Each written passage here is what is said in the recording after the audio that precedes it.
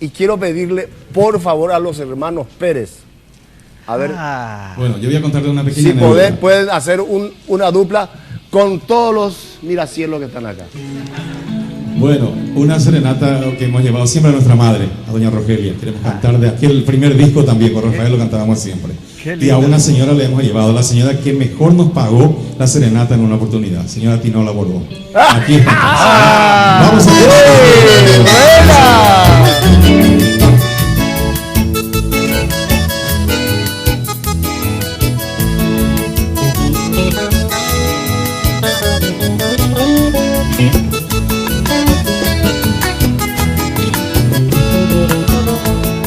Ay, coñegote, para cantarte en tu día esta agreste melodía, la pues apeta joder, de verse pollo en tu fecha aventurosa, este manojo de rosas, de saipona bailote, despierta mi madre hermosa, de arayaro joder, de querate y bote, en alas de azul quimera, y cual una primavera, a cointe tan de poder, a mi tu para tainde, iluminen tus senderos, y cada sol mañanero, terate tombo y sapé, sonrisa y glorios sinceros, ay pota de Júpiter.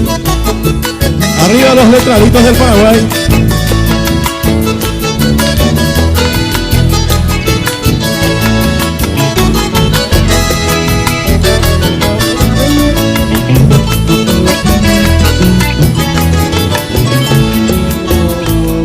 Yo soy mi pegapora, te traigo mi serenata, junto a la luna de plata, y andereza pejador.